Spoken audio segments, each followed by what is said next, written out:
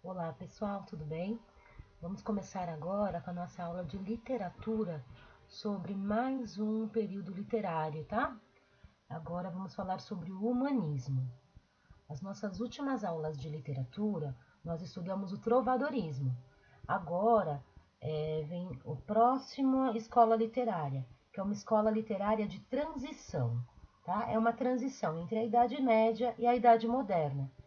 Então, é um período chamado humanismo. Ele se passa entre o final do século XIV e início do século XV.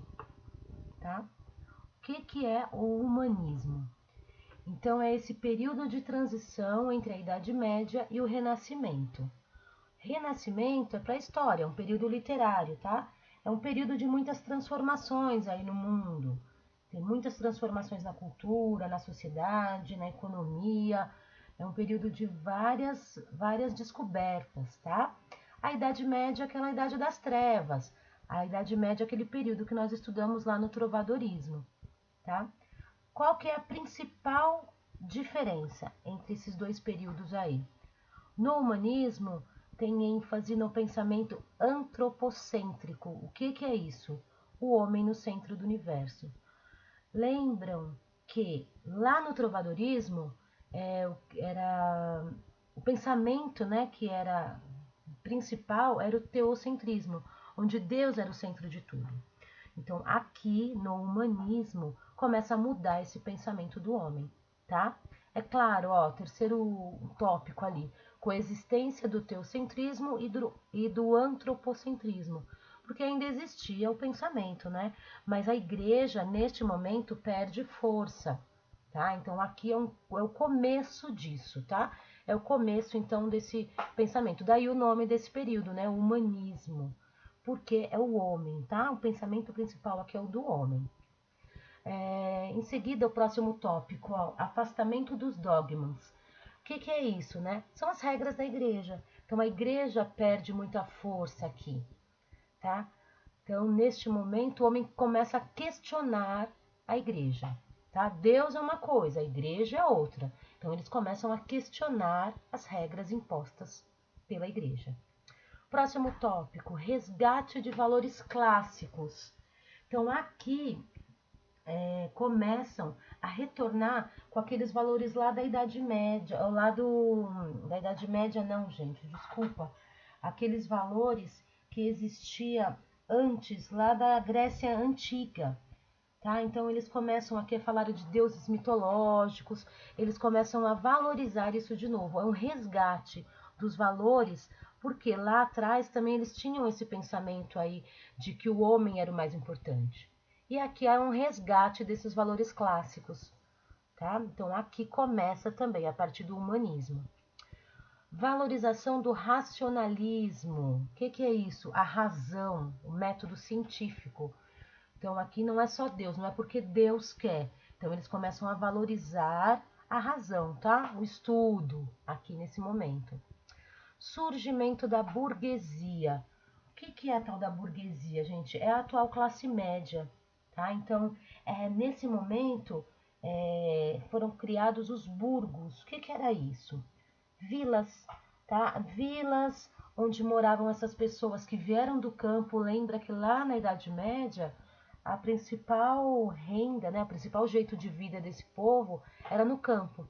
Mas aí eles começaram a vir para as cidades e formam as vilas, onde começa a ter o comércio, tá? O comércio começa a se fortalecer ali.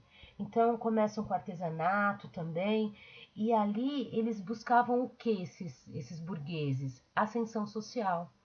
Antes você tinha uma pirâmide social em que você nasceu pobre, você vai ser pobre a vida inteira. Mas aqui começa a modificar esse pensamento, tá? Ele percebe que não, que ele pode trocar de classe social. Tá? Ele tem dinheiro, começou aqui ó, o último tópico, o início do comércio, troca do escambo por moeda. É aqui, nesse período histórico, que começa o capitalismo. Tá? É o início de tudo, tá bom? Então, tudo isso era o que acontecia nesse momento. Para você poder analisar os textos dessa época, você tem que saber o que estava acontecendo no momento histórico, tá? Vamos lá para o próximo. Ó, humanismo nas artes. Os artistas humanistas e os intelectuais da época exploravam principalmente temas relacionados aos seres humanos, valorizando em suas obras principalmente a beleza, a perfeição e modelos de verdade, detalhando as expressões faciais e formas humanas. Então, esse daqui é uma obra de arte dessa época, tá? Então, eles começam a valorizar as formas humanas, ali, com todos os seus detalhes. Vamos lá, falar agora do humanismo em Portugal, né? Porque é o nosso foco, tá? A gente está estudando a literatura, e vamos focar em Portugal, porque aqui ainda não existia nada de Brasil, tá? Pensa que o Brasil não tinha sido descoberto, nós estamos começando com os estudos em literatura e vamos pegar os estudos em língua portuguesa, tá? Então, quais eram os gêneros literários trabalhados naquela época? Poesia palaciana, crônica historiográfica e teatro popular. São os 3 gêneros literários trabalhados neste período aí. Primeiro gênero, poesia palaciana. Então, vamos recordar ali, no trovadorismo, não tinha poema ainda, era o que? Eram cantigas. E as cantigas eram cantadas, tá? Olha já a primeira mudança aqui. Então, muda isso. Aquelas cantigas, haviam muitas repetições, né? O tempo todo. Aqui, o poeta já tem que modificar um pouco o seu estilo, tá? Essa poesia, ela já é lida ou declamada. E ela acontecia onde? Nos saraus, nos palácios. Daí o nome palaciana, tá? Essa poesia era escrita por nobres que retratavam os usos e costumes da corte. Tá? Principal poeta dessa época da poesia palaciana, Garcia Rezende, 1470-1536. Era o maior representante da poesia palaciana, com a obra Cancioneiro Geral.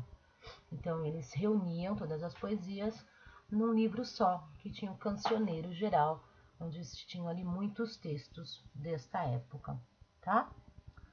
Próximo agora, olha, vamos lá. Crônica historiográfica.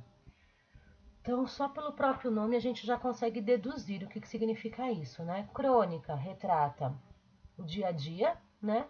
Historiográfica vem de história. Então, vamos lá. Principal representante dessa época, Fernão Lopes. É o maior representante da prosa historiográfica humanista e fundador da historiografia portuguesa. Ele era o cronista-mor dos arquivos da Torre do Tombo. Tá? Então, essa Torre do Tombo é um lugar onde tinham os livros lá muito importantes daquele período. Tá? Relata o quê? Os acontecimentos relacionados com a história de Portugal e os feitos gloriosos de seus grandes homens e heróis. Então, Fernão Lopes foi o principal cronista. Ele escreveu, né, crônicas contando a história dos seus homens lá da época, tá? Desses homens, desses heróis. Crônica de El Rei Dom Pedro I. Crônica de El Rei Dom Fernando. Crônica de El Rei Dom João I. Então, esses são os textos mais conhecidos aí do Fernão Lopes, tá? Próximo poeta da época aí, agora falando de teatro. E este, gente, este é o, como que eu posso falar? Este é o homem do humanismo, tá? Este é o artista que nós vamos mais estudar, ele é o mais importante escritor da época, que é o Gil Vicente. Ele é o pai do teatro português. Tá? As suas peças compõem um retrato satírico e crítico da sociedade, englobando plebeus, o alto e o baixo clero, a burguesia e os fidalgos. Sua crítica aguda muitas vezes era indireta, disfarçada e amenizada pelo humor.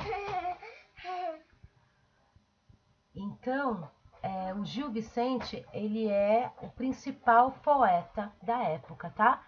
Ele é o principal escritor que nós vamos estudar aqui nesse período humanista. Então, falar um pouquinho dos seus textos, ó. Ele escreveu autos e farsas, tá? O que são os autos? São peças teatrais que possuem assuntos religiosos ou profanos. Tem como finalidade criticar os membros da igreja e não a instituição igreja, tá? Ele criticava os membros e de moralizar a sociedade. Entre elas, aí esses seus autos, né, estão a Auto da Barca do Inferno, Auto da Alma e Auto da Barca do Purgatório, tá? Inclusive, vocês já sabem disso, Auto da Barca do Inferno é a literatura, é a leitura do nosso bimestre, tá? Vamos fazer a atividade dela agora no mês de julho, pretendo fazer no dia 13, tá? Espero que vocês já estejam fazendo a leitura, tá? Este aí é a literatura, é um dos textos mais importantes desse período humanista, tá? Farsas, o que são isso? O que são isso? É ótimo, né? O que são esses textos? São peças cômicas que falam mais sobre o cotidiano, possuem a característica de serem curtas, um ato só, e terem poucos personagens. Entre elas, Farsa de Inês Pereira, Fardo do Velho da Horta e Quem Tem Farelos. Então, esses textos são bem conhecidos também do Gil Vicente, tá? Alto da Barca do Inferno é a nossa leitura aí do bimestre. Então, trouxe aqui uma explicação sobre esse texto pra gente, tá? Sei que a gente ainda vai fazer a atividade, mas acho que vale a pena falar, hein? Então, o Alto da Barca do Inferno é a principal obra de Gil Vicente, tá? E o que se passa ali nesse livro? As cenas ocorrem à margem de um rio, onde estão ancorados 2 barcos. Um é dirigido por um anjo, que conduz as almas ao céu, o outro é dirigido pelo diabo, que levará as almas condenadas ao inferno. Tá? Então, quem estudou lá o Alto da Compadecida lembra muito aquilo ali, né? A literatura brasileira aí. O Alto da Compadecida tinha aquele pessoal, tinha o diabo e tinha, né, o anjo ali. Então, esse texto também lembra muito aquilo ali, tá? Entre o começo e o final, desfila uma verdadeira galeria de tipos sociais, grupos que circularam pela sociedade da época. Um nobre, um frade, um sapateiro, um judeu, uma alcoviteira, um enforcado, soldados, um parvo, um bobo, entre outros, compondo um rico painel das fraquezas humanas. Cada personagem possui uma simbologia associada à falsidade, ambição, corrupção, avareza, mentira, hipocrisia, etc. Tá? Então, aqui tem esses tipos sociais, tá? Está presente nesta obra de Gil Vicente. Ele aproveita para fazer críticas à sociedade, crítica à igreja, tá? E como a gente disse lá no início, não é a igreja a instituição, mas sim aos seus personagens, as pessoas da igreja, tá? O auto é escrito em tom coloquial, ou seja, a linguagem aproxima-se da fala, revelando assim a condição social das personagens. E todos os versos são redondilhas maiores, são escritos com 7 sílabas poéticas. Ele foi publicado em 1517 e o Alto da Barca do Inferno é, de acordo com o autor, um auto de moralidade. Então ele usava ali, gente, do artifício, né, de ser engraçado o seu texto, cômico, mas na verdade ele queria moralizar a sociedade da época, que estava vivendo esse conflito aí, tá? Entre acreditar nas vontades, seguir as vontades do homem ou acreditar nas vontades de Deus. Então ele tentava ali, de uma forma engraçada, moralizar, tá? A sociedade e fazer a crítica ali aos membros, né? Da igreja e de tudo mais. Então, este é o principal artista aí desse período humanista, tá? Sua principal obra, O Alto da Barca do Inferno, que vamos fazer atividade em julho. E esse, então, é sobre o humanismo. O que vocês vão fazer? Vou fazer um resumo desses slides no caderno, com as principais informações, tá bom? Bibliografia e dúvidas, vocês podem falar comigo no WhatsApp ou no meu e-mail, tá bom? Obrigada e bons estudos!